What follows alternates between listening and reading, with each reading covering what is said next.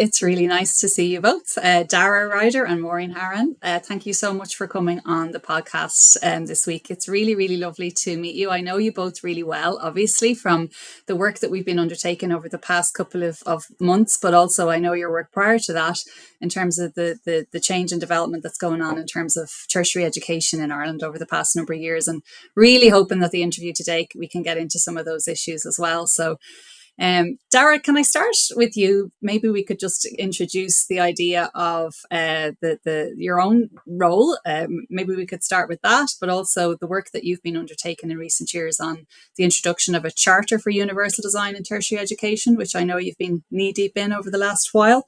And maybe tell listeners maybe why the need for such a charter, if that would be possible. Sure, yeah.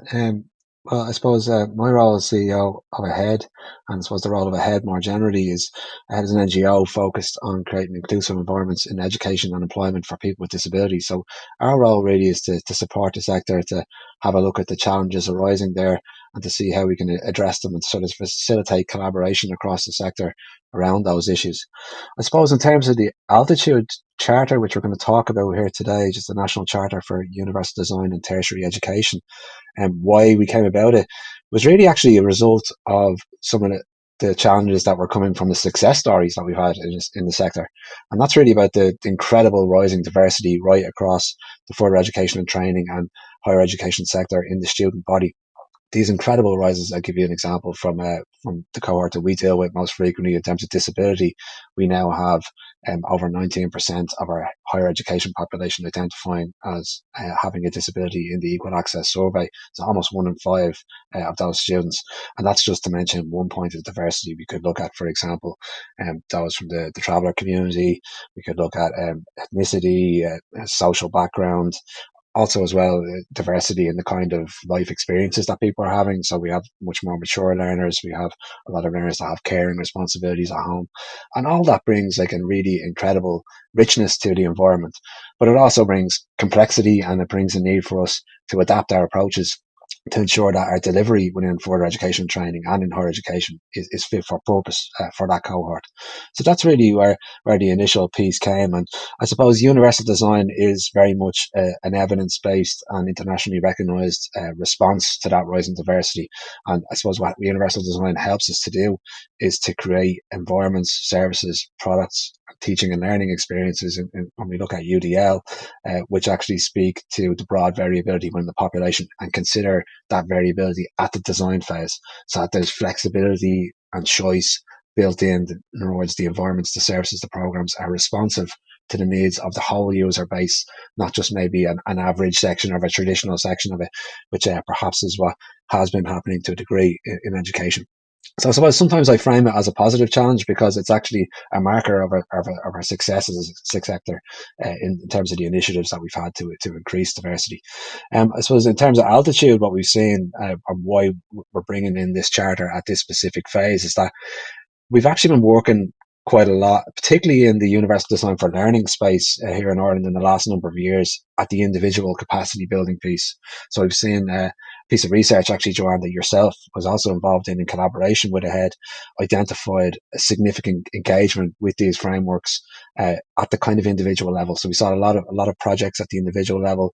We saw an awful lot of professional development happening. Over 4,000 people, for example, engaged in the national UDL program run by AHEAD and University College Dublin in partnership with the National Forum. So we're seeing a lot of engagement at that individual level. And we're actually seeing quite a robust policy framework too around it, as in we're seeing strong commitments in the further education and training strategy, strong commitments in the National Access Plan around equity of access to higher education to a universal design approach as a response to this diversity. But what that actually found, that piece of research found, was that it was kind of missing at what we would class as the meso level, so the institutional strategic level.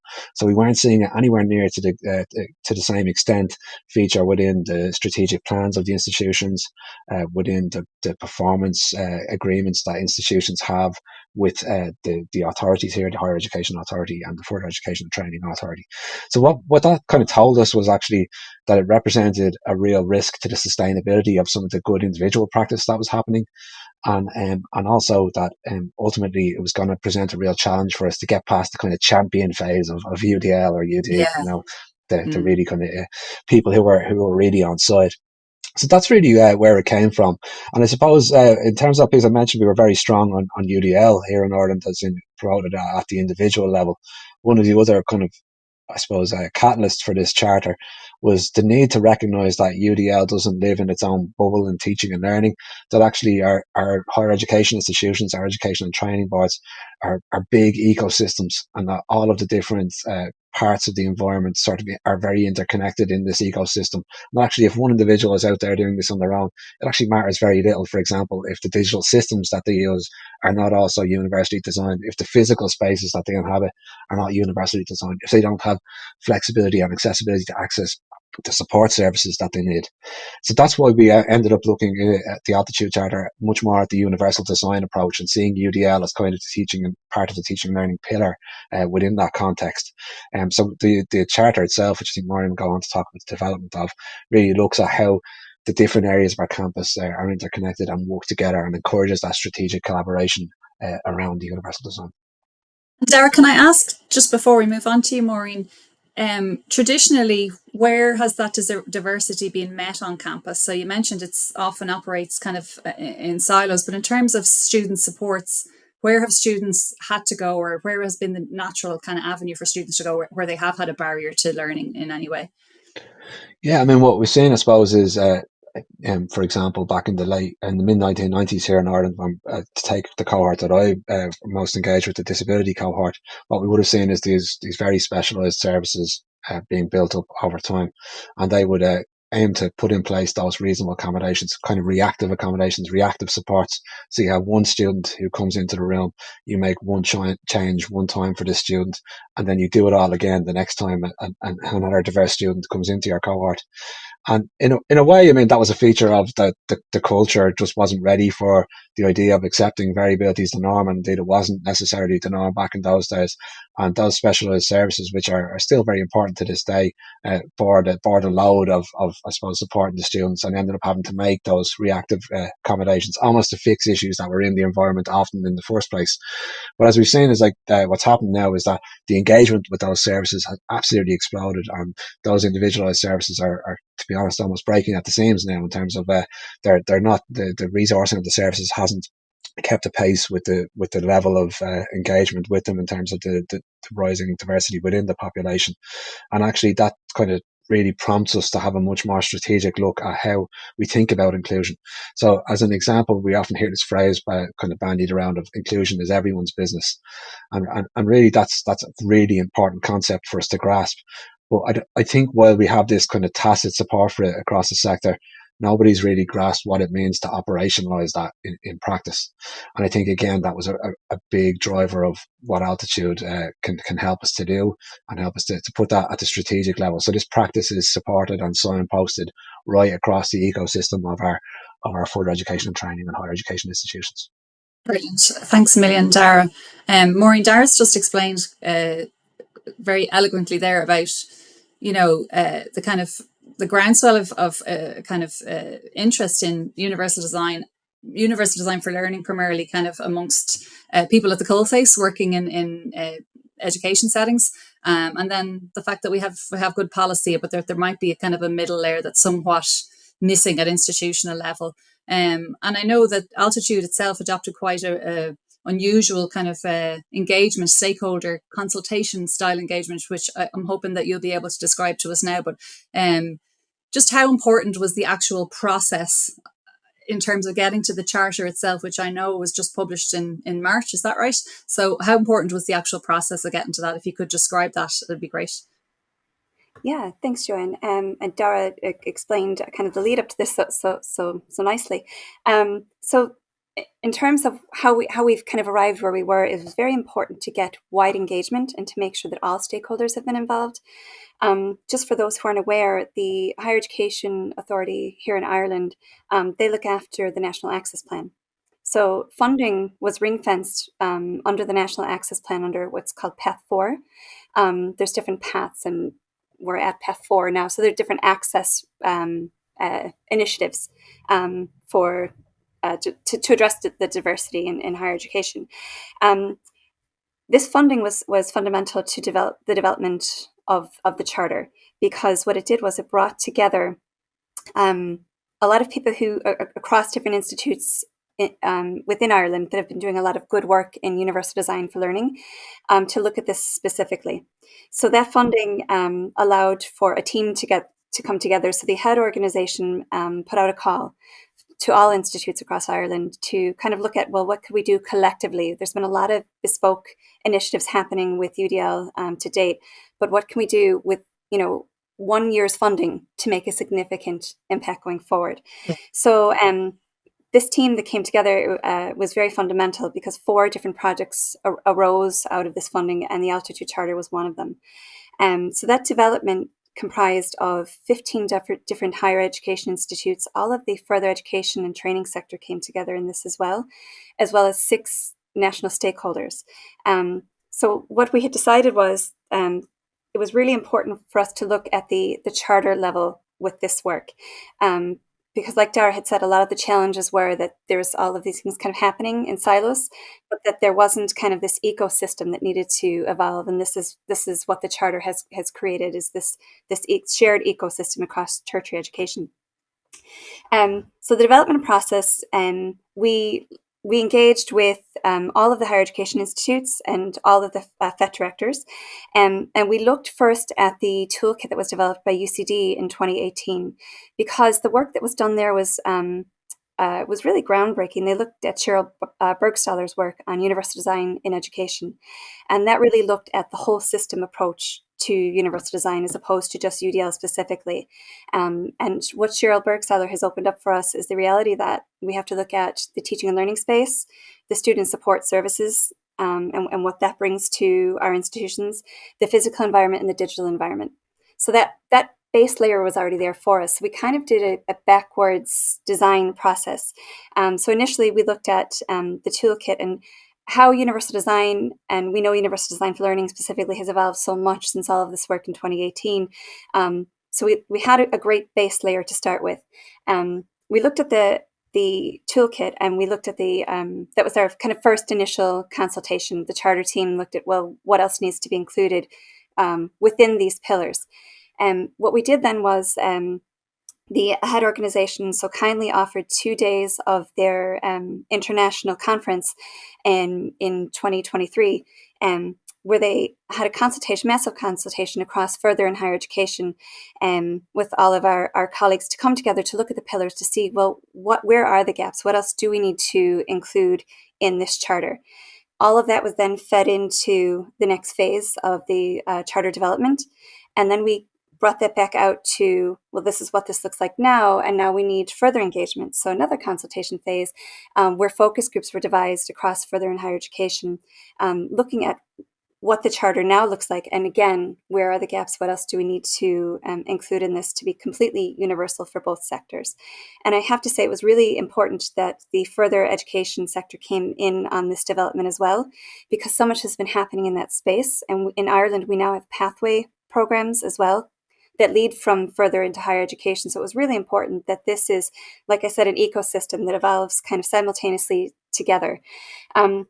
So that consultation then led to the redevelopment of the charter.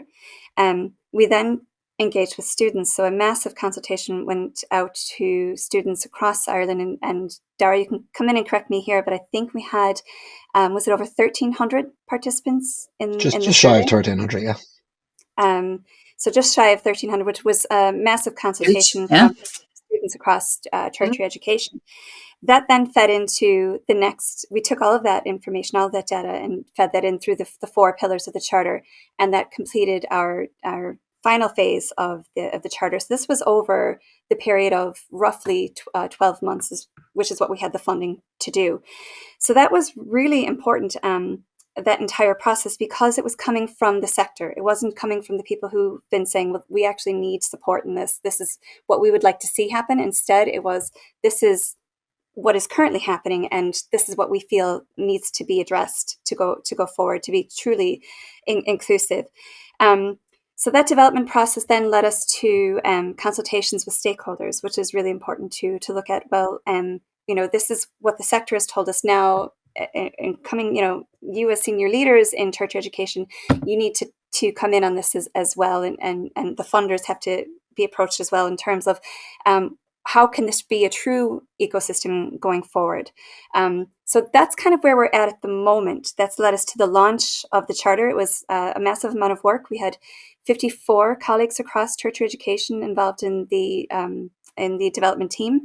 And everyone was engaging with their own institutions and feeding back, with the focus groups and going back to their own institutions, to their senior leaders to say, this is what's happening, and, are you on board?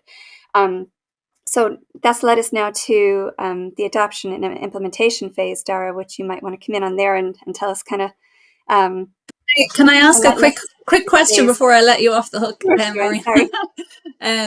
So I'd love to know a little bit more about what came back from those, because you can't be accused of not consulting everyone involved, right? It seems to be a really mammoth undertaking you did, and you made sure every voice was heard.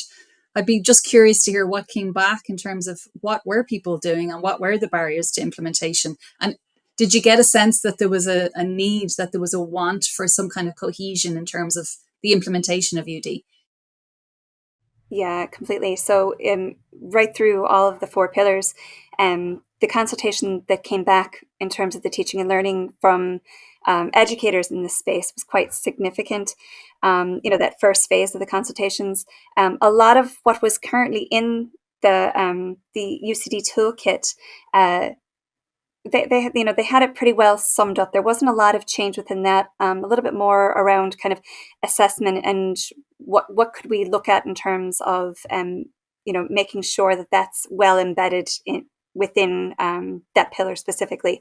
But what's really interesting from the students was the physical and the digital environment as well.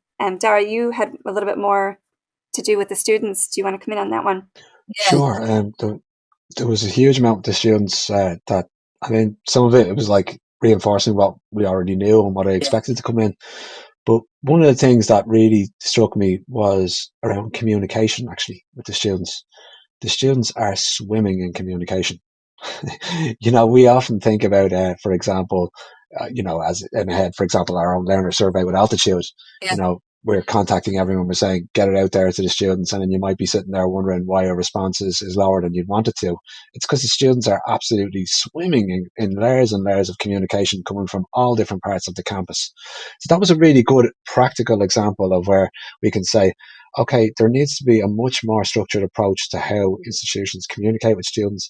There needs to be a prioritized approach where students understand where the most important information related to their academic program is going to live and is going to be notified to them versus the information that's more incidental and more optional, if you like, for them to engage with. There's one critical example, but I could probably name 10 other different ones. In terms of the staff stuff, what struck me is definitely that there is a massive desire there for this to happen. But people really recognize the big challenges within their own spaces. So they all want to consider these responsibilities within as part of their roles, but they recognize that there's a fundamental change of how we, approach the levels of support that those individuals have in their roles. So as an example, if we're in the UDL space, if we're expecting our academics to spend an awful lot more time designing inclusive learning experiences, then that needs to be recognized in how their roles are structured, in what level, what instructional design support sits around them, in how they are rewarded and recognized within the promotion system, for example, that teaching and learning is actually respected within those processes, because if that's not going to happen, then people aren't going to dedicate their time and energy to it. I think the biggest learning for me from the consultation with staff was how important it is to get to this at the root cause or the root stage of where people's energies are directed. And what do I mean by that? That's a very convoluted thing to say, but what I mean is that we need to signpost this practice everywhere we go. And that means, for example, if you're in the teaching and learning space, it needs to be baked right into the program validation phase, so that it's signposted within our procedures for validation.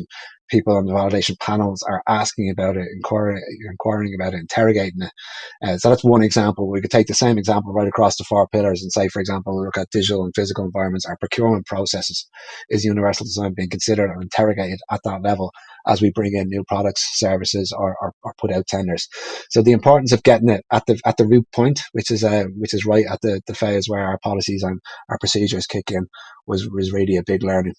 just in terms of just if you don't mind, I might reflect a little bit as well on what Maureen was saying there. The importance of this process of development was absolutely crucial, and not so much, very crucial for the content of the charter itself, but also to the idea of building collective agency around the sector.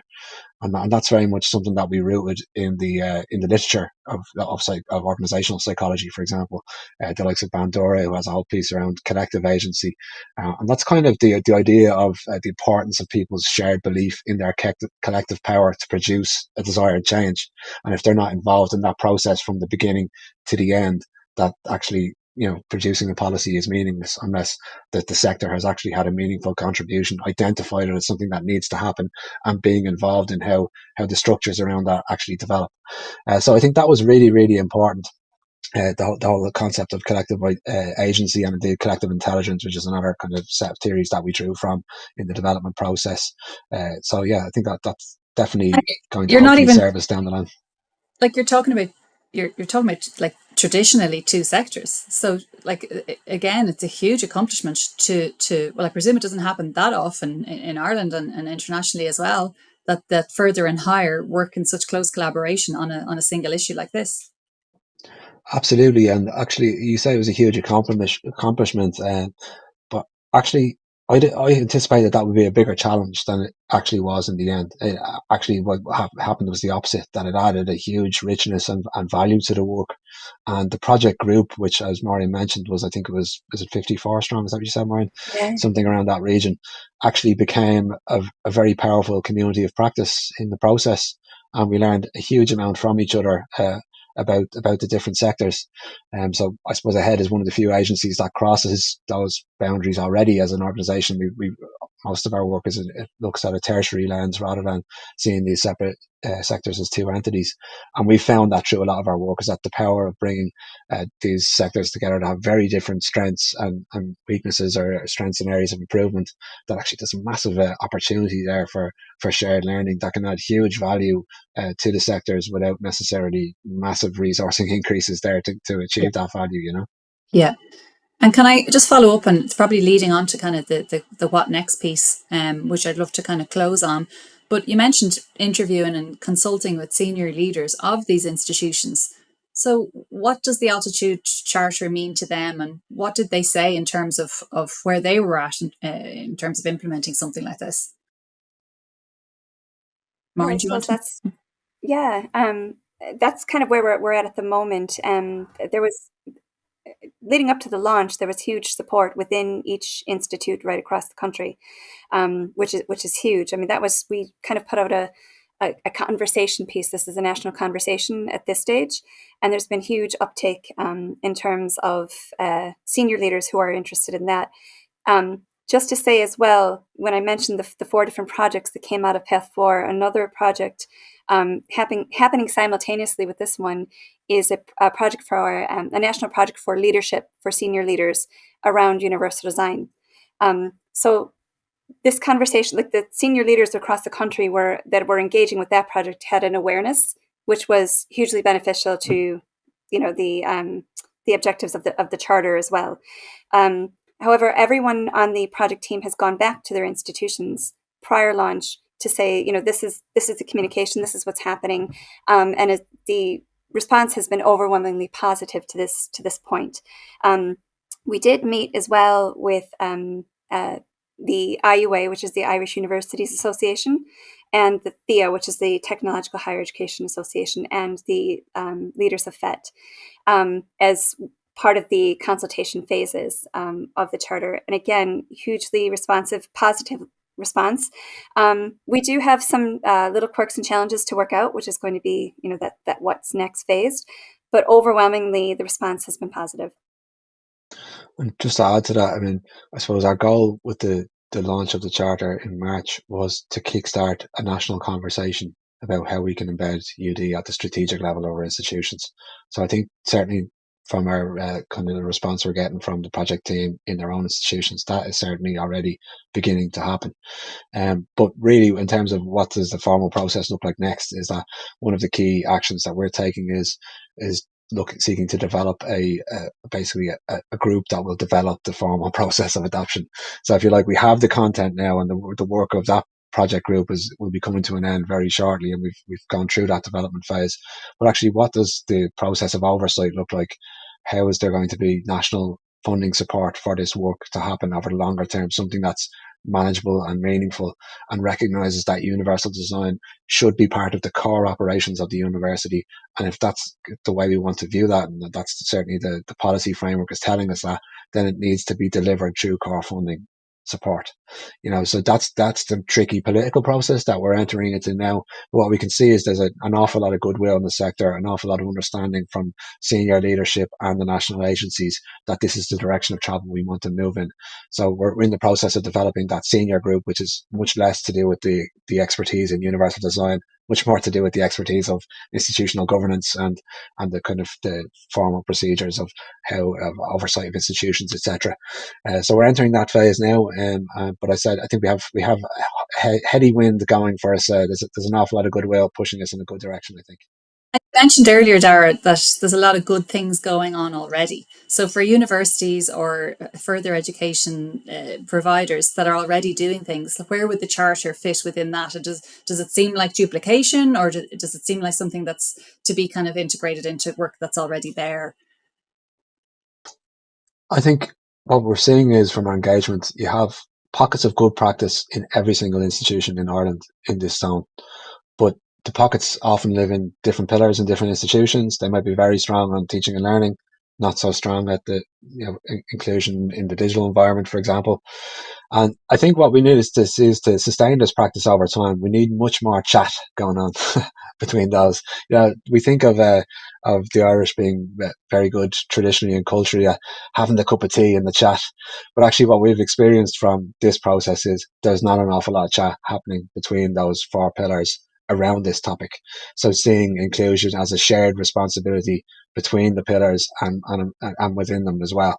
And so that's where I think it can have a big impact. Of course, this is not seeking to replace practices that are going. It's seeking to actually build on and platform and show more recognition for those good practices, and actually ensure those good practices are supported by strategic signposting, by policy, by strategy within the institutions. So it's, if you like, it's trying to address the risk to sustainability of those practices rather than trying to replace them or make them duplicated. And really what it's about is about getting senior leaders right across those four pillars to sort of put their UD specs on, and sort of start to reimagine what their services and their roles and responsibilities look like with a UD kind of lens on. And we're also not asking for this incredible, intense push. We see this as a very much a long-term development, with very iterative, very much taking, for example, opportunities that would be presented by your typical policy review cycles to put those UD specs on and see where universal design fits into that policy and how it can be promoted and signposted. So it's not about creating the universal design policy or the universal design office. Rather, it's about seeing how every different stakeholder can begin to gently introduce more and more signposting and support for the universal design approach within their own zones. Um, I've kind of run out of my questions. If I've asked questions, I'm not sure what I've thrown at you this morning, but is there anything else that you think I've missed or that you'd like to add before we finish off today? There's one thing I'd like to just add that I should have said earlier, Joanne, just that in relation to some of the questions I had mentioned, the questions that need to be teased out. One of the things that we looked at with the mission of the project was that this, there's already good work happening, as Dara mentioned, and like every institute seems to be at a different pace or a different place with universal design and universal design for learning. So the charter really sought to address that sustainable incremental progress. So it's about looking at the structures that exist within your institutes, and like Dara had said, when it comes time to those reviews, that the universal design is also reviewed in that process as well. But it's also about recognizing that you're already doing a lot of great work already.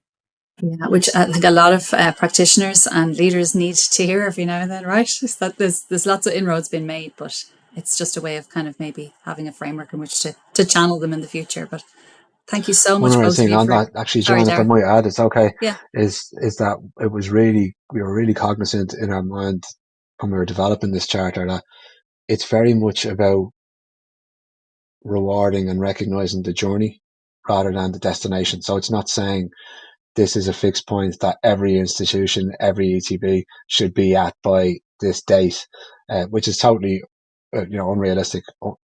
Totally would be unachievable and probably very counterproductive in terms of encouraging institutions to adopt it. Rather, it's actually about recognizing that journey and recognizing that within the shape of the charter that it's very adaptable to different contexts and different, the further education and training context, the higher ed context, but even in there, like the different institutional cultures within those zones that would be there, and encouraging them to build on their strengths, have plans to address their weaknesses over time as they can, and to tap into funding resources that are there and begin to see opportunities to utilize those for universal design practice or to boost the sort of support for universal design in their institutions. So that was another really important facet and kind of value of the development process. Yeah, perfect. Thank you so much, both of you. That was a really interesting chat, and I will put links to the charter and the related documents that you've both discussed in the show notes for listeners as well. But I just want to say thanks to you both. It was really nice to talk to you. Thanks a million. Thanks, Joanne. Thanks, Joanne. And I know you have an awful lot of international listeners, so just to highlight it as well that these documents are all in their Creative Commons, and we'd very much encourage other international contexts to take that on board and maybe consider doing similar processes in their own zones. Yeah, that's a really good point, and save them quite a lot of work that you guys have put in. Cheers. Thanks a lot.